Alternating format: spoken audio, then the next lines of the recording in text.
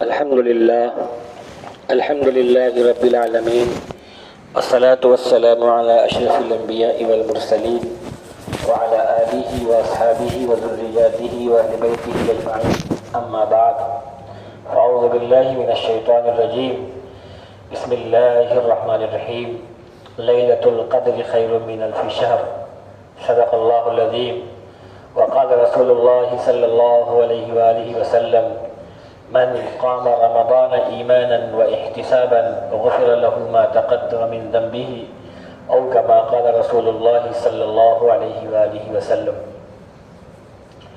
بزرگان محترم، اللہ کا شکر احسان ہے کہ اس نے ہمیں اور آپ کو ایک بار پھر رمضان جیسا مبارک مہینہ عطا فرمایا، اور رمضان المبارک میں اللہ تعالی ہمیں اور آپ کو عبادت کرنے کی توفیق عطا فرما رہا ہے۔ یہ اللہ کا بے انتہا فضل و کرم ہے۔ اور رمضان یہ وہ مہینہ ہے کہ جس کے بارے میں حدیث پاک میں آتا ہے کہ جو بھی رمضان میں عبادت کرے یا رمضان میں روزہ رکھے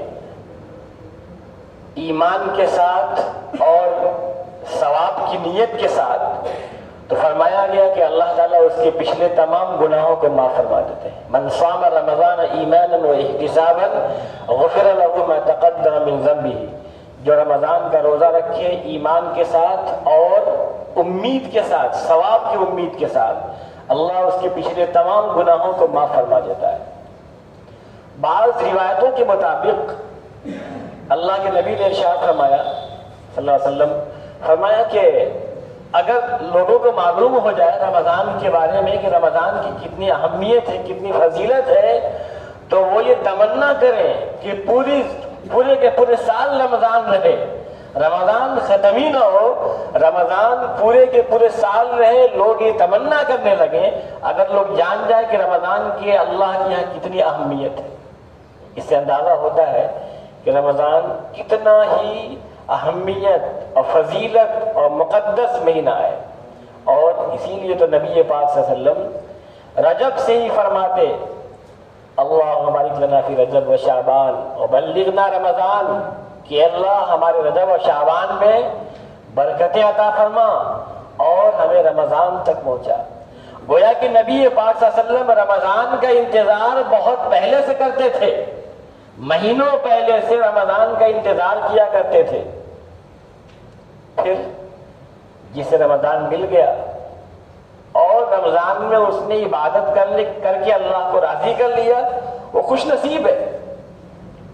آپ نے پڑھا ہے، کئی بار سنا بھی ہے کہ نبی پاک صلی اللہ علیہ وسلم جب ممبر کے پہلے زینے پہ گئے تو فرمایا آمین، دوسرے پہ گئے تو فرمایا آمین، تیسرے پہ گئے تو فرمایا آمین۔ بہت اکثر سنا آپ نے۔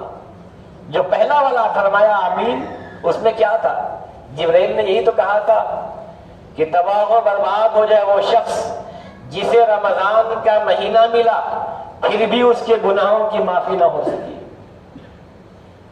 جبرائیل کی یہ بد دعا ہے، اور اللہ کے نبی کی اس پہ آمین ہے۔ آمین کے معنی ہوتا ہے اللہ تعالیٰ قبول کر لے اس کو۔ تو جبرائیل کی بد دعا اور اللہ کے نبی صلی اللہ علیہ وسلم نے اس پہ آمین کہا، تو معلوم کیا ہوا کہ رمضان ہے ہی گناہوں کو معافی کرنے کا ذریعہ۔ کون ہے جو اتنا بڑا سودا اتنے کم وقت میں کر لے رہا ہے؟ ایک مہینے کی عبادت میں پورے زندگی کو گناہ کو معاف کرنے کا اللہ تعالیٰ سودا کر رہا ہے۔ بس بندہ قدم بڑھا کے دیکھے۔ اور پھر رمضان ہی میں جو آخری جو 10 راتیں ہیں، ان میں جو طاق راتیں ہیں جو چل رہا بھی ہے، اس میں شب قدر پڑتی ہے۔ اور شب قدر کو تو قرآن نے فرمایا لیلۃ القدر خیر من الف شہر، یہ شب قدر ایسی ہے کہ جو 1000 مہینوں سے بھی افضل ہے۔ اب 1000 مہینہ 83 سال 4 مہینہ اس سے بھی افضل ہے۔ گویا کہ کسی کی زندگی کی 80 سال کی عبادت ایک طرف، 83 سال کی بھی عبادت ایک طرف، اور شب قدر جو ہے اس ایک رات کی عبادت اس کے پوری زندگی کی عبادت بھائی ہو جائے گی۔ کاش کہ اس کو ہم سمجھتے اور ان راتوں میں عبادت کا اہتمام کرتے. اسی لیے اعتکاف بھی نازل کیا گیا. اور رمضان کی اہمیت کا آپ اندازہ اس بات سے لگا دیں کہ غیر جب رمضان کا اہتمام کرے تو اللہ اس کو رمضان کی برکت سے ایمان کی توفیق دے دیا. جب سمرقند و بخارا کا حال یہ تھا، اسلامی حکومت میں ایک مجوسی کے لڑکے نے دن میں رمضان میں کھلے عام کھانا کھا لیا بازار میں. اس کے باپ نے اپنے بیٹے کو بہت ڈانٹا، تمہیں شرم نہیں آ رہی ہے؟ مسلمانوں کا روزہ چل رہا ہے اور تم کھلے عام بازار میں کھا رہے ہو. بہت ڈانٹا اس کو. کھانا تھا تو چپکے سے کھائے ہوتے، اکیلے میں کھائے ہوتے. مسلمان دن میں کچھ نہیں کھاتے ہیں اور تم کھلم کھلا بازار میں کھا رہے ہو. اس مجوسی شخص نے جو آگ کی پوجا کرنے والا ہے اپنے بیٹے کو ڈانٹا. چند دنوں کے بعد اس کا انتقال ہو گیا. کسی شخص نے اس کو مرنے کے بعد خواب میں دیکھا کہ وہ جنت میں سیر کر رہا ہے. تو پوچھا اس نے کہ تو مسلمان نہیں تھا، جنت میں تو کیسے پہنچ گیا؟ مجوسی جنت میں کیسے پہنچ گیا؟ تو اس نے کہا بات تو صحیح ہے، میں مسلمان تو نہیں تھا، لیکن ایک روز جب میرے بیٹے نے کھلے عام بازار میں رمضان کے دن میں کھلم کھلا کھانا کھایا تو میں نے اپنے بیٹے کو بہت ڈانٹا. اللہ تعالیٰ کو یہ ادا بہت پسند آئی کہ تو نے رمضان کا احترام کیا. اللہ کو یہ ادا اتنی پسند آئی کہ خدا تعالیٰ نے مجھے مرنے سے پہلے اسلام کی توفیق دے دیا اور میں کلمہ پڑھ کے مسلمان ہو گیا. تو جب ایک مجوسی رمضان کا احترام کرے، اس کی تعظیم کرے تو اللہ اس غیر کو اسلام کی توفیق دیتے. تو ہم جب ایمان والے ہیں، جب ہم رمضان کا احترام کریں گے، رمضان کی عظمت کو سمجھیں گے تو اللہ ہمارا تو بہت بڑا بیڑا پار کر دے گا. اللہ ہماری دنیا بھی اچھی کرے گا اور دنیا کے بعد کی زندگی بھی اچھی کرے گا. اور اس میں جتنا انسان فائدہ اٹھا لے، اس کو سمجھیے ایک مثال سے کہ جیسے بڑی بڑی کمپنیاں ایک آفر دیتی ہیں کہ ان دنوں میں آپ یہ پروڈکٹ، یہ سامان لیں گے تو یہ سامان بڑا سستا مل جائے گا آپ کو. جو سامان 20,000 کا ہے وہ سامان آپ کو 12,000 مل رہا ہے، 13,000 مل رہا ہے. تو لوگ جلدی جلدی آن لائن شاپنگ کر لیتے ہیں، جلدی جلدی خرید لیتے ہیں کہ آفر چل رہا ہے، سستے مل رہا ہے. تو خدا کی طرف سے بھی یہ آفر ہے. رمضان ہمارے لیے آفر ہے کہ جو چیز غیر رمضان میں آپ ایک ادا کر رہے ہیں، اس کے مقابل رمضان میں ایک فرض ادا کر رہے ہیں تو 70 فرض کا ثواب مل رہا ہے. رمضان میں ایک فرض آپ ادا کر رہے ہیں تو 70 فرض کا ثواب، 70 گنا ثواب بڑھا کے مل رہا ہے. اس کے بالمقابل غیر رمضان میں الگ ہے. رمضان میں ایک فرض ادا کر رہے ہیں، 70 فرض کا ثواب مل رہا ہے. ایک سنت ادا کر رہے ہیں، نفل پڑھ رہے ہیں تو فرض کا ثواب مل رہا ہے. تو گویا کہ رمضان جو ہے یہ نیکیوں کا گریٹ آفر چل رہا ہے، بہترین بڑا آفر چل رہا ہے. جتنی نیکیاں لوٹ لی جائیں.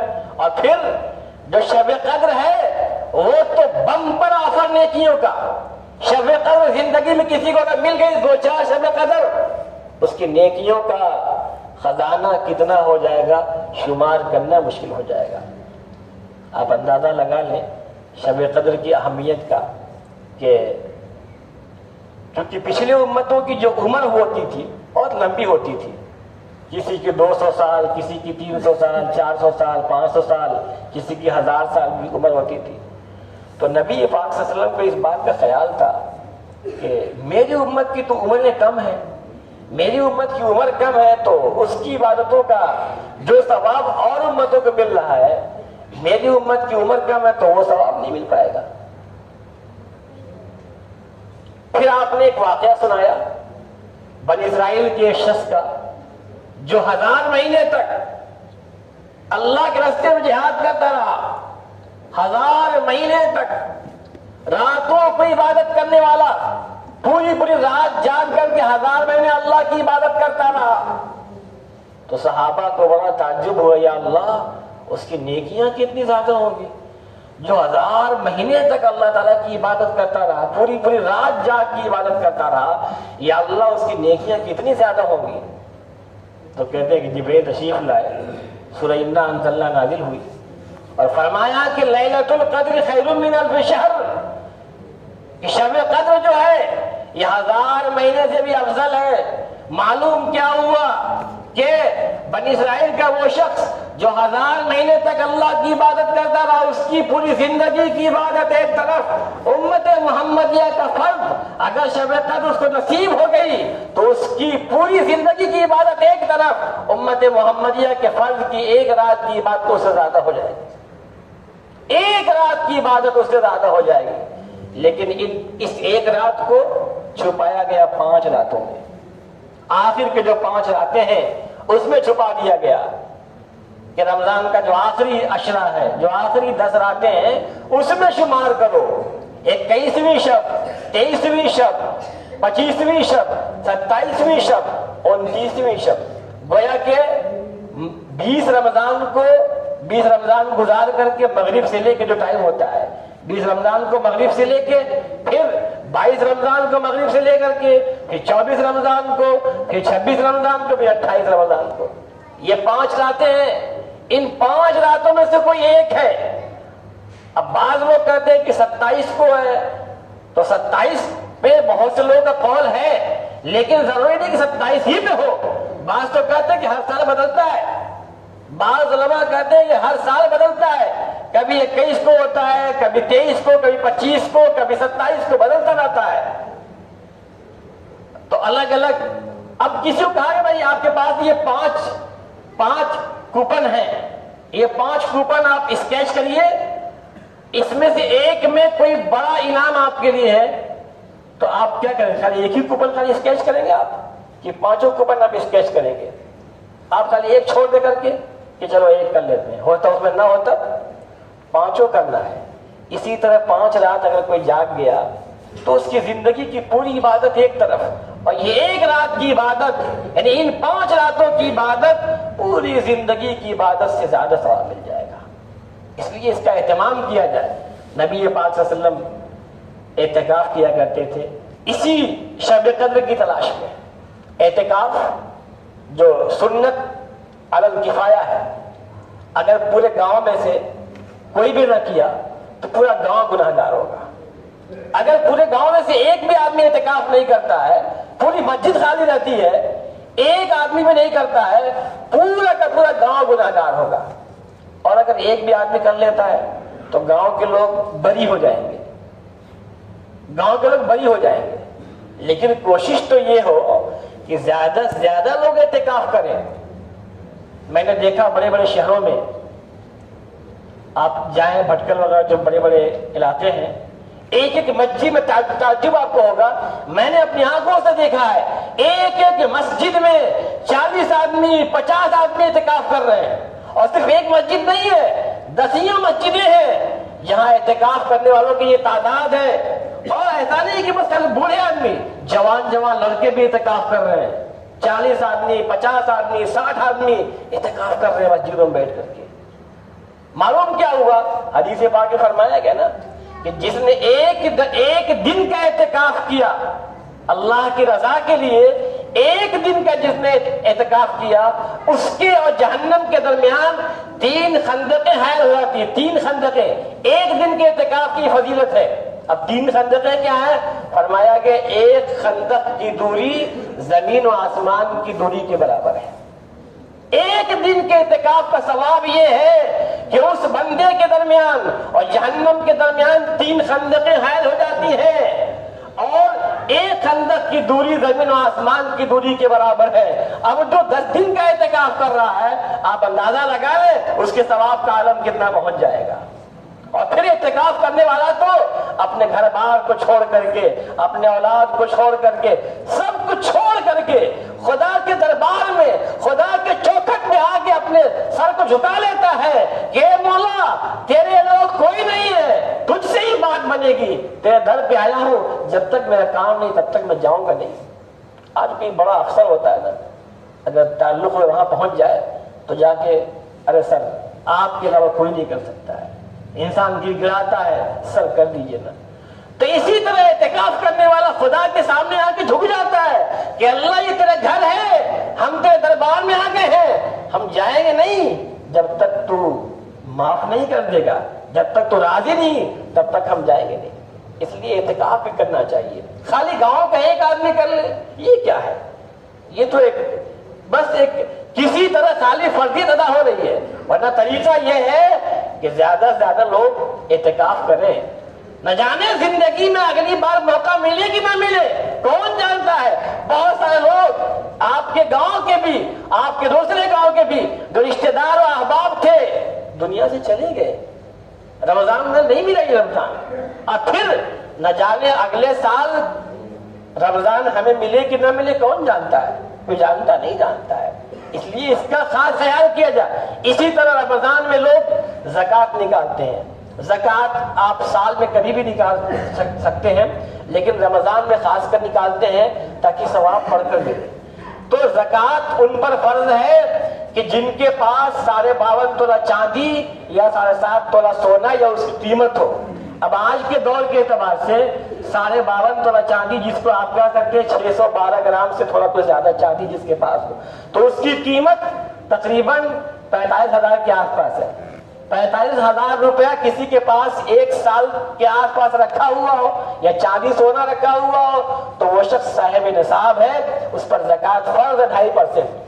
مطلب کہ اگر 1 لاکھ کا سونا چاندی ہے یا 1 لاکھ روپیہ ہے تو 2,500 روپے زکوٰۃ فرض ہے۔ اب یہ زکوٰۃ نکالنا ضروری ہے۔ اگر یہ زکوٰۃ نہیں نکال رہا ہے تو اللہ کی بہت سخت عذاب ہے، جس کو قرآن نے فرمایا ہے وَالَّذِينَ يَكْنِزُونَ الذَّهَبَ وَالْفِضَّةَ وَلَا يُنْفِقُونَهَا فِي سَبِيلِ اللَّهِ فَبَشِّرْهُم بِعَذَابٍ أَلِيمٍ۔ کہ جو لوگ چاندی سونا جمع کرتے ہیں، اکٹھا کرتے ہیں، مال جمع کرتے ہیں اور زکوٰۃ نہیں نکالتے ہیں، انہیں سخت عذاب کی بشارت دے دیجئے۔ یوم یحمى علیہا فی نار جہنم فتکوی بہا جباہہم وجنوبہم وظہورہم۔ اس دن جہنم کی آگ میں اس چاندی سونے کو، اس پیسے وغیرہ کو جہنم کی آگ میں پگھلایا جائے گا، پگھلا کر کے اس کو داغا جائے گا۔ فتکوی بہا جنوبہم وظہورہم، اس کے پیشانیوں کو، اس کے پہلوؤں کو، اس کے پیٹھ کو داغا جائے گا اور کہا جائے گا ھذا ما کنزتم، یہ وہ تمہارا چاندی سونا تھا، یہ تمہارا مال تھا جو تم نے جمع کیا تھا۔ اور بھی بہت سی وعیدیں آئی ہیں کہ سانپ آ کے ڈستا رہتا ہے، تو ابھی احساس نہیں ہے، مرنے کے بعد احساس ہو جائے گا۔ پھر زکوٰۃ جو نکالتا ہے اس کے مال کی حفاظت ہوتی ہے۔ زکوٰۃ نکالنے سے مال ڈکیتی سے، چھنیتی سے اور تمام چیزوں سے مال پاکیزہ ہو جاتا ہے، اس مال کی خدا تعالیٰ حفاظت کرتا ہے۔ اور زکوٰۃ کے لفظی معنی بڑھوتری کے بھی آتے ہیں کہ زکوٰۃ نکالنے سے مال میں اضافہ ہوتا ہے۔ کتنا؟ 2.5% فرق۔ 1 لاکھ میں 2,500، 2 لاکھ میں 5,000، 3 لاکھ میں 7,500، تو بہت عدد نہیں ہے۔ جو نکال دے گا زکوٰۃ تو اس کے مال میں اضافہ ہوگا، اس کا مال بڑھوتری اس کے مال میں ہوگی۔ وہ مال زکوٰۃ مال کا میل کچیل ہے، اس کو نکالنا ضروری ہے۔ گھروں میں بہوؤں کے پاس، عورتوں کے پاس زیورات ہوتے ہیں، اگرچہ شوہر کے پاس پیسہ نہیں ہے لیکن عورتوں کے پاس زیورات ہوتے ہیں، اور اس کو جوڑا جائے، اس کی قیمت کا اندازہ لگایا جائے کتنی قیمت کا ہے۔ اگر اس کی قیمت اتنی بن جاتی ہے، کچھ چاندی کچھ سونا ملا کر کے اتنا بن جاتا ہے جتنا کہ آپ کا تقریباً 52.5 تولہ چاندی کی جو قیمت ہوتی ہے، اتنا اگر بن گیا تو پھر زکوٰۃ فرض ہے۔ اب زکوٰۃ نہیں نکالتا ہے تو گناہگار ہوگا، نکالنا ضروری ہے۔ اس لیے اس کو حتی الامکان کوشش کرے کہ اسی ٹائم ہو جائے، اس ٹائم نہ ہو سکے تو بعد میں جتنا جلدی ہو سکے کر لے، نہ جانے کب آنکھ بند ہو جائے، پھر اللہ کے حساب دینا پڑے گا۔ یہ فرض ہے، جس طرح نماز فرض ہے، روزہ فرض ہے، اسی طرح زکوٰۃ بھی فرض ہے کہ صاحب نصاب ہے تو اس لیے زکوٰۃ کا بھی خوب اہتمام کیا جائے۔ اللہ تعالی ہم سب کو صحیح باتوں پہ عمل کرنے کی توفیق عطا فرمائے۔ وآخر دعوانا ان الحمد للہ رب العالمین۔